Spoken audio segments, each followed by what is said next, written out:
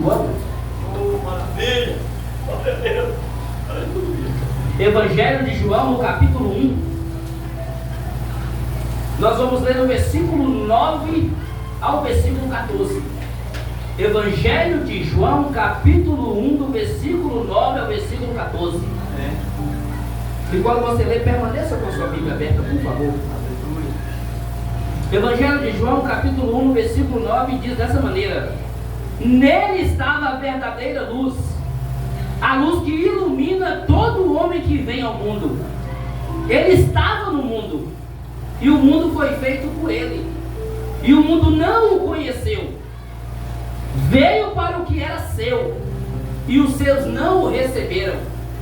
Mas a todos quanto o receberam, deu-lhes o poder de serem feitos filhos de Deus, aos que creem no seu nome, os quais não nasceram do sangue, nem da vontade da carne, nem da vontade do homem, mas de Deus.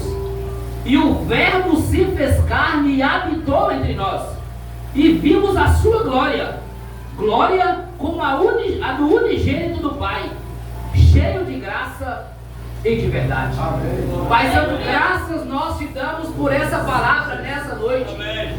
Aqui está o teu povo, aqui está a tua palavra, e eu sou teu servo. E a tua palavra diz que sem o Senhor nós nada podemos fazer. Ninguém veio aqui para me ver, Jesus. Veio aqui para ouvir a tua palavra. É a tua palavra que restaura, é a tua palavra que transforma. Então fala conosco por intermédio da tua palavra, em nome do Pai, em nome do Filho e em nome do Espírito Santo de Deus. E aquele que crê, aplauda o nome santo do Senhor Jesus. Aleluia.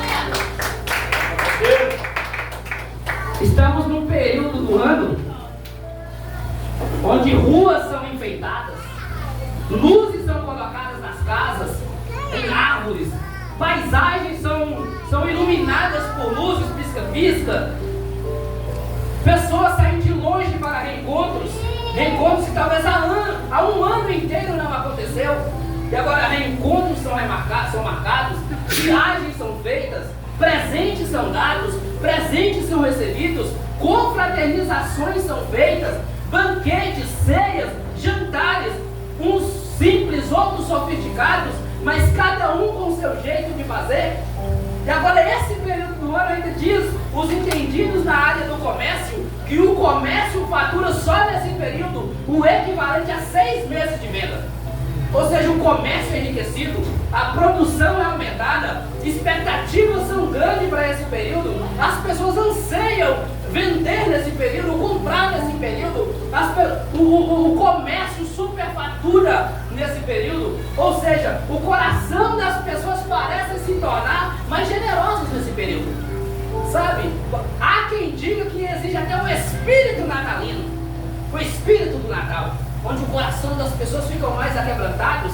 Parece que nesse período do ano as pessoas olham para a necessidade do próximo. Parece que nesse período do ano as pessoas se tornam mais generosas, mais boazinhas, as pessoas são mais amáveis, mais tranquilas, mais amigas. E quando se trata desse período, muito se fala do nascimento de Jesus. Existe uma festa cultural que desde o século IV, desde o quarto século, é comemorado no dia 25, nessa mesma data, em diversos dias da semana, mas enfim, desde o quarto século se comemora o tão chamado Natal.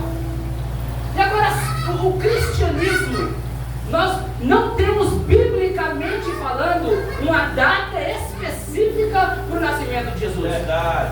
Biblicamente falando, a Bíblia não aponta em que data, em que mês, em que dia, quando foi que Jesus nasceu com precisão. Aleluia. E o que me leva a pensar que essa data é comemorada, do meu ponto de vista, com um propósito só: para a gente entender que Jesus veio.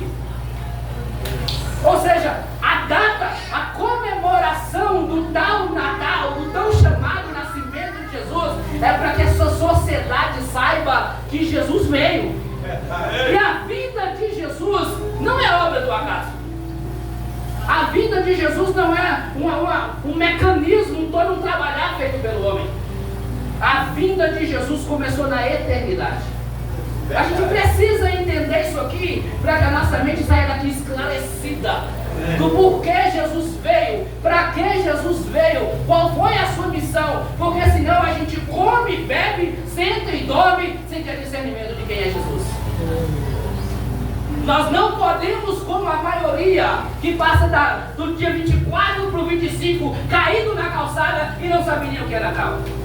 Nós precisamos entender que um filho nos nasceu, um menino se nos deu, e que o governo está sobre os seus ombros, e que o seu nome seria maravilhoso, conselheiro, Deus forte, Pai da eternidade. Glória a Deus! Isso não pode passar despercebido, pelo menos entre nós. Em boa parte do mundo se comemora o Natal, é um feriado quase que mundial. Pouquíssimos países não comemoram esse feriado. Agora, qual é a necessidade disso? A Bíblia vai dizer no livro de Gênesis, eu sou apaixonado com o livro de Gênesis, que vai dar início a todas as coisas. E quando a gente lê o livro de Gênesis, não sei quantos já tiveram a oportunidade de ler o livro de Gênesis com calma, com tranquilidade, se debruçando em cada página, com atenção, mas quando você lê o livro de Gênesis, pastor, um mix de sentimento invade seu coração. Primeiramente, você fica maravilhado com a perfeição de Deus em criar todas as coisas. Quando você olha para o capítulo 1 e para o capítulo 2, a Bíblia vai falar da história da criação.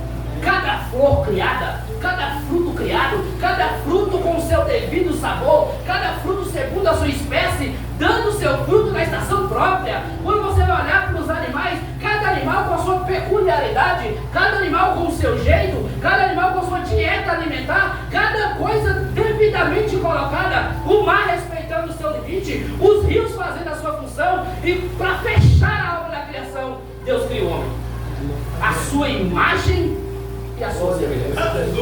E que máquina, diga-se de passagem, que é o corpo humano. Cada ponto no seu devido funcionamento, os olhos com a sua devida função e etc.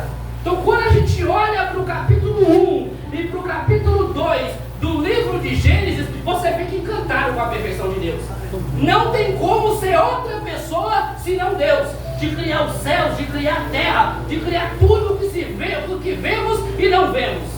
Aleluia. Mas quando chega no capítulo 3, entra o capítulo que eu chamo de capítulo mais triste da história da Bíblia, que é onde o pecado entra e destrói o primeiro casal que pisou neste solo. O pecado entra e consigo as suas mazelas, consigo os seus prejuízos, consigo a sua desgraça, por queremos dizer.